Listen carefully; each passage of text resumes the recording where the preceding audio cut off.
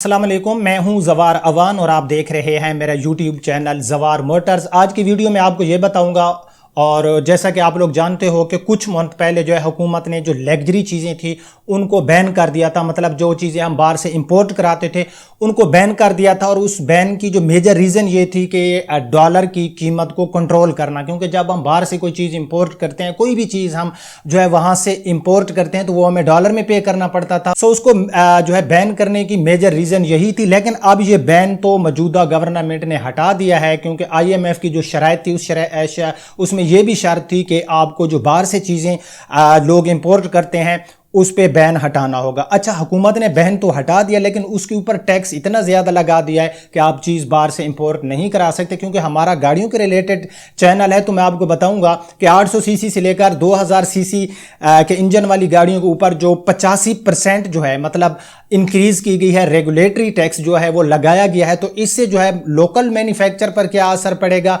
800 CC से लेकर 2000 CC तक की गाड़ी के ऊपर जो पहले टैक्स लिया जाता था और अब जो टैक्स इंक्रीज हुआ है, तो पहला टैक्स भी आपको बताऊंगा और कितना टैक्स इंक्रीज हुआ है A to Z आपको बताऊंगा। और साथ में पाकिस्तान के अंदर जो लोकल मैन्युफैक्चरर्स कंपनीज हैं और वो बाहर से एक जो है मुकम्मल यूनिट इंपोर्ट करते हैं, सो वो कौन से मॉडल होंगे और उनके ऊपर जो है कितना असर पड़ेगा। तो आज की वीडियो आपके लिए काफ़ी हेल्पफुल होगी। लेकिन उससे पहले अगर अभी तक आपने हमारे इस यूट्यूब चैनल जवार मोटर्स को सब्सक्राइब नहीं किया तो रेड कलर के बटन पर क्लिक करके इसको कर लें सब्सक्राइब। साथ में होगा घंटी का निशान, उस पर क्लिक करके नोटिफिकेशन ऑल पे सेलेक्ट किया करें ताकि आपको हमारी न्यू आने वाली वीडियो की इतला मिलती रहे।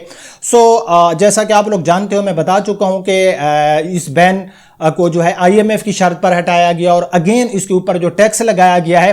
तो इससे जो है मैं आपको पहले ये बताता हूं कि जो गाड़ियां हैं मैं उनकी आपको इंजन के सीसी के हिसाब से स्क्रीन के ऊपर जो है मैं जो है वो पूरा जो टाइप किया हुआ है वो मैं आपको जो है दिखा भी दूंगा और मैं पढ़ के आपको सुना भी देता हूं।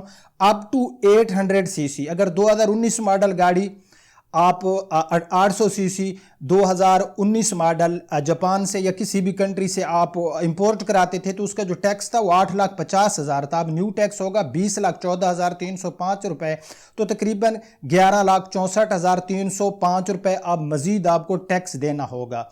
उसके बाद है 801 से 1000 सीसी तक 2019 की मॉडल की गाड़ी, उसके ऊपर 10,86,310 रुपए पहले जो है टैक्स लिया जाता था। अब आपसे तकरीबन इसके ऊपर 24,15,031 रुपए, तो तकरीबन 13,28,721 रुपए आपसे टैक्स जो है वो मजीद लिया जाएगा, मतलब ज़्यादा लिया जाएगा।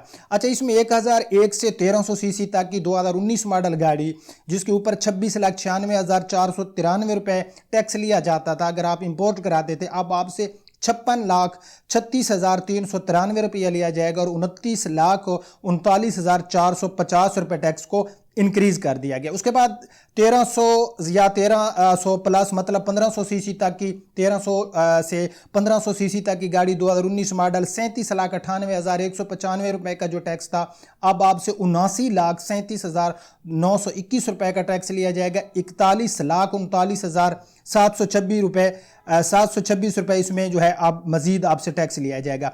1501 से 1600 सीसी तक की गाड़ी 2019 मॉडल पर जो टैक्स लिया जाता था वो 45,08,446 रुपए थे, अब आपसे 87,31,817 रुपए लिया जाएगा। 42 लाख रुपए तकरीबन इसके टैक्स में अब आपको जो है इजाफी रकम पे करनी होगी। 1601 से 1800 सीसी तक की 2019 मॉडल गाड़ी जो होगी 1800 सीसी इंजन वाली, उसके ऊपर 55,86,074 रुपए लिया जाता था टैक्स। अब उसके ऊपर तकरीबन 1 करोड़ प्लस जो है आपसे टैक्स लिया जाएगा, तकरीबन 52 लाख यानी कि 52,32,861 रुपए जो है आपसे मजीद इस गाड़ी के ऊपर टैक्स जो है वो आपसे लिया जाएगा। अच्छा, इसमें कुछ हाइब्रिड गाड़ियों की हम बात कर लेते हैं।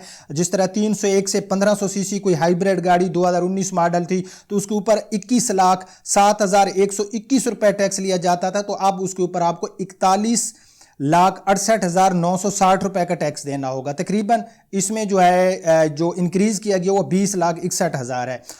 इसी तरह से 1500 से 1600 सीसी हाइब्रिड गाड़ी 2019 मॉडल 22,54,200 23 इसका ओल्ड टैक्स था। न्यू टैक्स होगा 43,65,909 रुपये, तकरीबन 21 लाख प्लस इसका टैक्स जो है वो इंक्रीज़ किया गया है।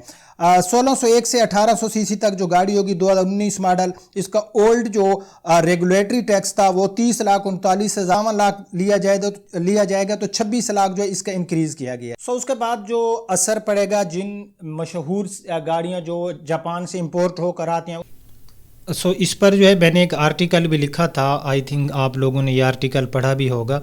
तो इनके ऊपर, जिन गाड़ियों के ऊपर जो है असर पड़ेगा, जो पाकिस्तान में एक मशहूर गाड़ियां हैं जो इंपोर्ट होकर पाकिस्तान आती हैं, इसमें यहाँ पर ये व्हीकल, इसमें ये आपके सामने है कोरोला की लो ग्रेड हो गई, इसकी आगे जो है मौजूदा कीमत भी लिखी हुई है। इसी तरह से ये Corolla cross premium high grade हो गई, कीमत इसकी भी आप देख सकते हो। उसके बाद Corolla Cross smart high grade, Prius वगैरह हो गई। उसके बाद जो है Rush G manual transmission, Rush G automatic transmission, और साथ में जो है टोयोटा जो है कैमरी वगैरह जो हाई ग्रेड है। उसके बाद अगर सुजुकी की मैं बात करूं तो सुजुकी की जिमनी, इसकी जो है तकरीबन 60,49,000 यहाँ पर आपको ये कीमत आप जो है यहाँ पर देखते जाएं। APV पर असर पड़ेगा। MG की जो गाड़ियाँ इसमें HS 1.5T, उसके बाद है HS PHEV, उसके बाद ये सारी आप जो है इसमें जो है आप देख सकते हो जो गाड़ियाँ जिनके ऊपर असर पड़ेगा। ये ZS जो है लग्जरी EV लग्जरी जो है इसके ऊपर, किया कि यहाँ पर ये गाड़ियाँ आप कार्निवल GLS वगैरह जो है, कार्निवल GLS प्लस हो गया, कार्निवल एग्जेक्टिव हो गया। उसके बाद जो है नीचे हम आ जाएं तो ये हुंडई की गाड़ियां हैं।